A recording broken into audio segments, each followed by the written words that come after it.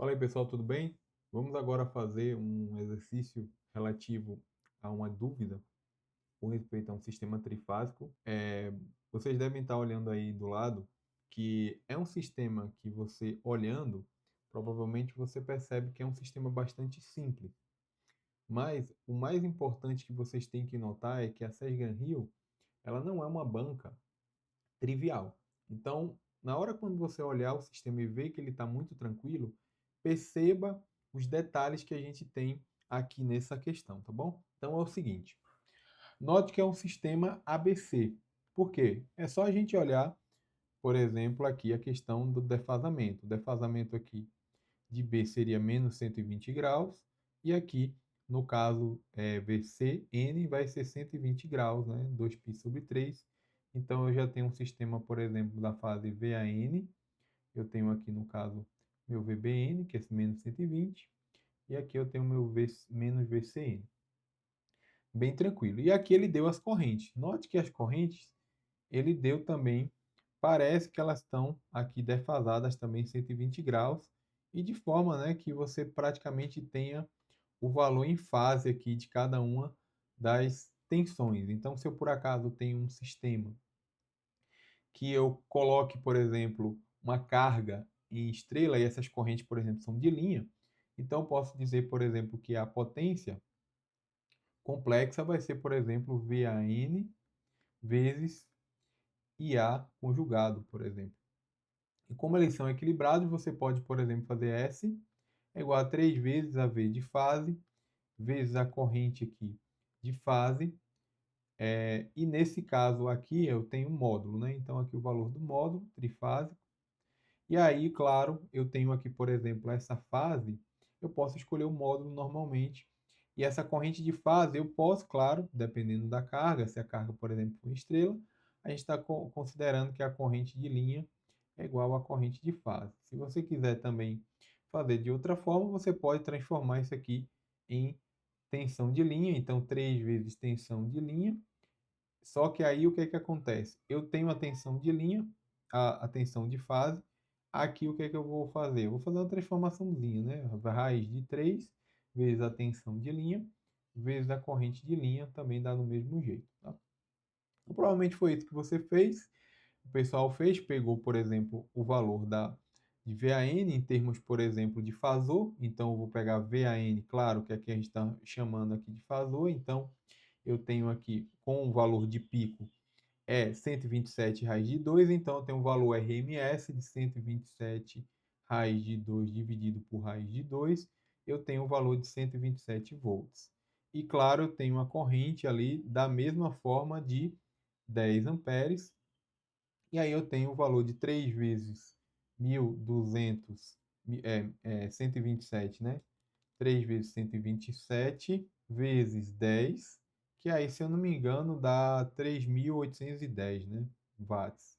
Já que eu tenho um sistema equilibrado, não tenho as cargas, né, eu tenho simplesmente, eu não sei qual é as cargas, mas a potência média eu posso utilizar. Lembrando que o cálculo que eu fiz foi para a potência aparente, né? Como a gente quer a potência média, a gente procederia o mesmo cálculo, né? 3 vezes tensão de fase vezes corrente de fase, vezes o cosseno do ângulo da defasagem entre a tensão e a corrente. Como eu falei para vocês, aqui a gente não teria defasagem nenhuma em relação nem à tensão e nem à corrente. Então, por exemplo, eu tenho aqui o VCN, eu estou com a mesma fase em relação à corrente, VBN em relação à corrente B, e aqui também o A, eu também tenho uma correspondência, né? Então, pelo jeito, esse valor de fato em watts estaria correto. Só que a gente esqueceu do seguinte: como é que a gente calcula a potência média, por exemplo, de dois sinais, ou seja, de uma potência de um sinal?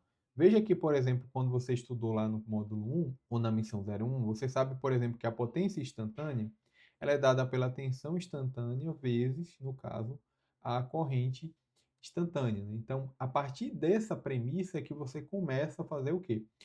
As deduções matemáticas para que você chegue na expressão onde você possa separar a parte da potência ativa da potência reativa. Em outras palavras, se você tem, por acaso, V de T igual, por exemplo, a vou colocar aqui, por exemplo, que V tem uma amplitude, tá? Então, eu vou colocar aqui a amplitude V vezes aqui cosseno de ômega t, por exemplo. E eu tenho que I de t é igual a I cosseno, por exemplo, de ômega t mais uma fase, tá? Uma defasagem aqui mais φ, seja ela está adiantada ou atrasada, dependendo do sinal de φ. Tranquilo. Quando você vai fazer os arranjos, então, na verdade, você vai pegar P de t é igual a V vezes I cosseno de ômega t vezes cosseno de ômega t mais φ. Qual é a propriedade que você geralmente utiliza? Você vai pegar geralmente esse cosseno.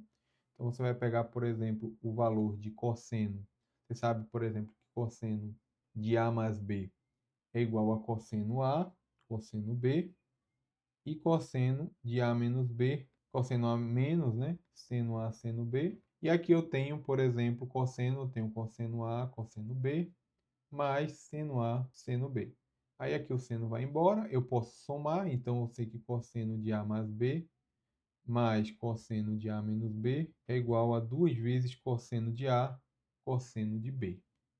Beleza, aí o que é que acontece?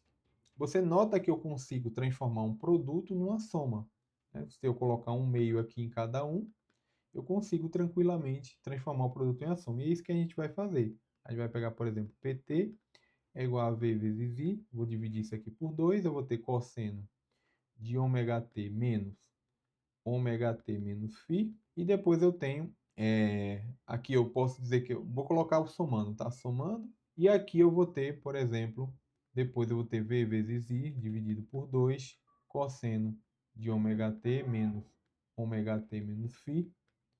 E aqui note o seguinte, a grande sacada é que quando você tem essa expressão, você vai ver que essa expressão ela é cosseno de 2 ômega t mais φ, V vezes I dividido por 2, e eu tenho V vezes I dividido por 2.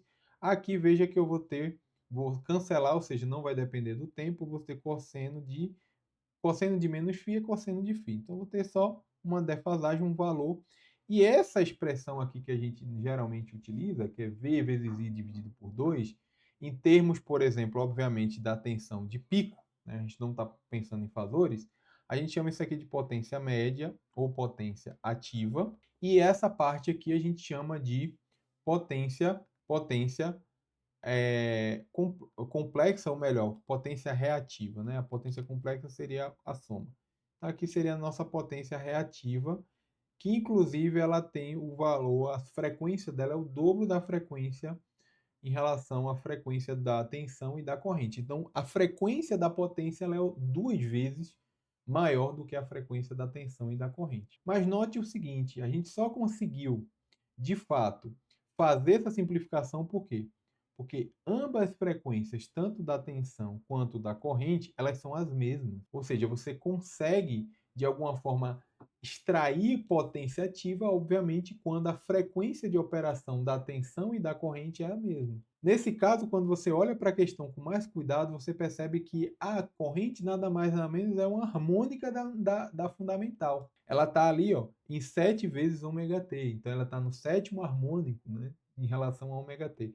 Então, essas harmônicas em relação a essas correntes não vão gerar potência ativa. Por mais que você faça esses arranjos, você vai ver que correntes harmônicas ela só gera potência reativa, que já está relacionado, obviamente, a essa questão de ser o dobro da frequência, tudo. Nesse caso, quando você fizer essa operação que eu acabei de mostrar para você, você vai ter todos os componentes da potência dependendo da frequência. Então, nesse caso, a gente tem uma característica de uma potência, o quê? Uma potência reativa, totalmente reativa. Ele só vai gerar trabalho quando a frequência, no caso ali, do nosso sinal serem as mesmas, né? Então, da tensão e da corrente. Bom, espero que vocês tenham gostado e entendido. Qualquer coisa, vocês deixam as dúvidas lá no fórum, tá bom? Um abraço e até a próxima.